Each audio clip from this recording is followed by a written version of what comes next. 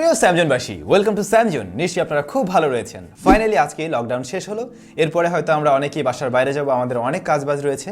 হ্যাঁ, সব কিছুই আমরা করব, তবে এটাও মনে রাখবেন লকডাউন শেষ হওয়া মানেই কিন্তু করোনা বিদায় হয়েছে, বিষয়টা এমন না। সো আপনি আপনার কাজের জন্য বাইরে গেলেও মাস্ক পরিধান করুন, স্বাস্থ্যবিধি মেনে চলুন, নিজের জন্য, নিজের ফ্যামিলির জন্য সেফটি অ্যান্ড সিকিউরিটি বজায় রাখুন। আজকে টেক নিউজের শুরুতে একেবারে ফানি একটা নিউজ রয়েছে, যা কিনা ওয়ানপ্লাসের তরফ থেকে। ওয়ানপ্লাস এমন একটা কাজ করেছে, দুইটা স্মার্টফোন, তাদের নিজেদের দুইটা স্মার্টফোন পাশাপাশি রেখে স্যামসাং গ্যালাক্সি জেড ফোল্ডের যে আমরা ওয়ালপেপার দেখতে পাই, সেটা ব্যবহার করে একটা ছবি তুলে পোস্ট করেছে।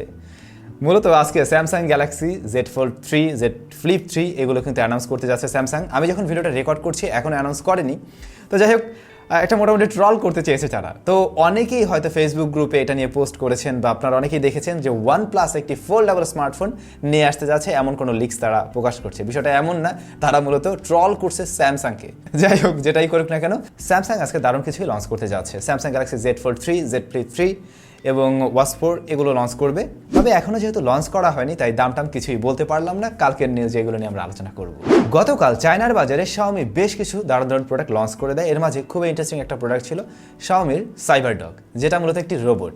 হ্যাঁ, Xiaomi প্রথমবারের মতো কোনো একটি রোবোটিক ডগ অ্যানাউন্স করেছে, যেটা হাঁটতে পারে, লাফাতে পারে, দৌড়াতে পারে, বিভিন্নভাবে মুভ করতে পারে, ইভেন পড়ে গেলে উঠতে পারে। তো Xiaomiর এই CyberDogটা মূলত 1000 ইউনিট বানানো হয়েছে, মানে 1000 পিসেই বানানো হয়েছে, যার মূল্য রাখা হয়েছে 9999 RMB, যেটা বাংলাদেশি টাকায় আমরা কনভার্ট করে দেখতে পাই 1,30,000 টাকা। খুব বেশি কিন্তু মনে হয় না, কমেই বলা যায়। তবে এই রোবটের হয়তো বেশ কিছু লিমিটেশনসও রয়েছে। এটা দিয়ে চাইলে অনেক কিছু করাও যাবেন, আপনি বাসায় এনে যে তাকে দিয়ে ঘর বাড়ি মোছাবেন, কাজ করাবেন, এমনটা কিন্তু না। মিডিয়াটেক একটার পর একটা যেন মেরেই যাচ্ছে।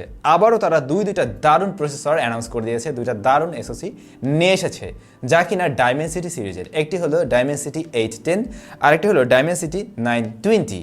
দুটোই 5G প্রসেসর। এখানে যে 920 আমরা দেখতে পাচ্ছি, এটাতে 120 hertz refresh rate display support করবে, 108 মেগাপিক্সেলের ক্যামেরার সাপোর্ট থাকছে, LPDDR5 র্যাম থাকবে, UFS 3.1 স্টোরেজ সলিউশন, এবং ফাইনালি এটা 4nm ফেব্রিকেশনে এসেছে। আর অন্য যে প্রসেসরটা আমরা দেখছি মিডিয়াটেক ডাইমেনসিটি 810, সেটাতে 64 মেগাপিক্সেল সর্বোচ্চ সাপোর্ট করবে, 120 hertz refresh rate display support করবে এখানেও, এবং 5G চিপ যেটা বলছিলাম আগেই, আর DDR4 এর র্যাম সাপোর্ট করবে এখানে।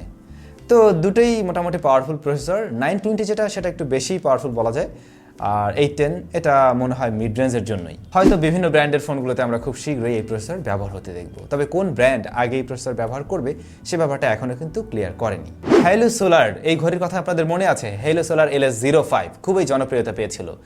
এই ওয়াচের পরবর্তী জেনারেশন হেলো RT, যেটা কিন্তু চলে এসেছে, এবং আমাদের চ্যানেলে এর ফুল রিভিউ সকালে আপলোড করা হয়েছিল। তো যারা দেখেননি অবশ্যই দেখে নিতে পারেন। প্রিমিয়াম কোয়ালিটির একটি ঘড়ি, মোটামুটি সস্তার মধ্যেই রয়েছে, আগের দামের চাইতে একটু বেশি, বাট চাইলে আপনি নিতে পারেন, এটাও খারাপ না। ভিডিও ডেসক্রিপশনে এর লিঙ্কটি আমি দিয়ে দিলাম। আচ্ছা, একটু আগে বলছিলাম চায়নার বাজারে Xiaomi বেশ কিছু প্রোডাক্ট গতকাল লঞ্চ করেছিল। তো এর মাঝে ছিল কিন্তু Mi Mix 4। Mi Mix 4 স্মার্টফোনটা ইন্টারেস্টিং কিছু নিয়ে আসবে আমরা জেনে আসছিলাম, যেমনটা আমরা শুনেছিলাম আন্ডার ডিসপ্লে ক্যামেরা ফোন হতে পারে এটা। এবং হ্যাঁ, ফাইনালি এটা commercially under display camera phone, যেটা কিনা একটা ভালো রেজাল্টও দিতে পেরেছে। এর ফ্রন্ট ফেসিং ক্যামেরা দিয়ে তোলা বেশ কিছু ছবিও দেখা গেছে, এবং সেগুলো কিন্তু আগের জেনারেশনের চাইতে অনেকটাই বেটার। শুধু আন্ডার ডিসপ্লে ক্যামেরাই নয়, এই ফোনের রেয়ারে কিন্তু 108 মেগাপিক্সেলের সেন্সর রয়েছে, 13 মেগাপিক্সেল আলট্রা ওয়াইড, 8 মেগাপিক্সেলের telephoto zoom lens, 5x optical zoom দিতে পারবে ওটা। তারপর 120 হার্টস রিফ্রেশ রেটের অ্যামোলেড প্যানেল। দেন এই ফোনে 4500 mAh ব্যাটারি থাকছে, 120 watt fast charging system support করবে ওয়্যার্ড, এবং ওয়্যারলেস করবে মনে হয় 50 ওয়াট। আর এই স্মার্টফোনের দাম চায়নার বাজারে, চায়নার কারেন্সিতে রাখা হয়েছে 6299, যেটা বাংলাদেশি টাকায় কনভার্ট করলে দাঁড়ায় 82,500 বা এর আশেপাশে।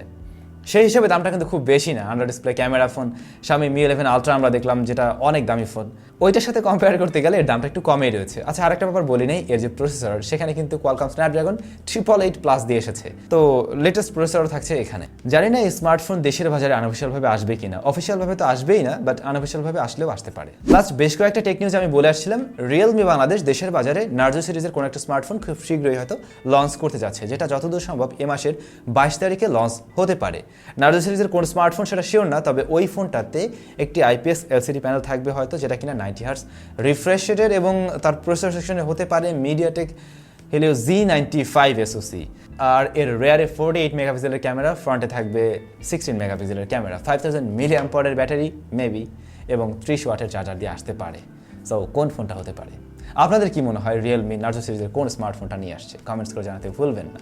এর বাইরে আমি বলেছিলাম রিয়েলমি একটি ল্যাপটপ নিয়ে আসবে, এবং সেটা হয়তো রিয়েলমি বুক হতে পারে এমনটা। রিসেন্টলি আমরা লক্ষ্য করেছি বাংলাদেশের মোবাইল মার্কেটে কিন্তু 5G ফোনের একটা চাহিদা তৈরি হয়েছে, বিভিন্ন ব্র্যান্ড 5G স্মার্টফোনগুলো নিয়ে আসছে। তো সুখবরটা হলো হয়তো ঢাকা শহরের 200টি স্থানে খুব শীঘ্রই 5G নেটওয়ার্ক চালু হতে যাচ্ছে।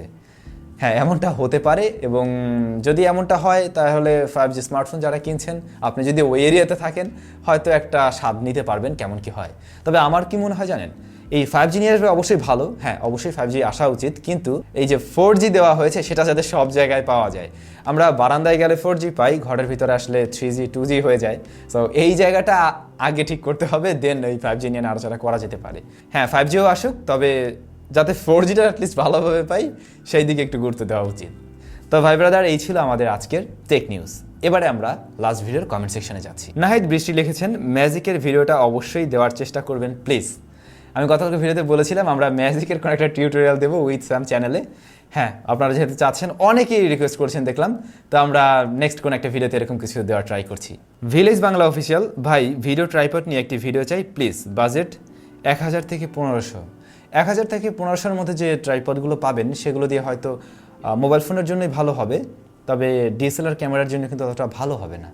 তারপরে আমি ট্রাই করছি শুধু ওই বাজেটটা আর একটু বেশি বাজেট, মানে কয়েকটা রেখে এরকম একটা ভিডিও নিয়ে আসার জন্য। এস নুহান ভাই লিখেছেন, রেডমি নোট 11 কেমন হবে এ নিয়ে কিভাবে কিউএনএতে ভিডিও চাই। আমি জানি স্যাম ভাই আমার কথা শুনবেন।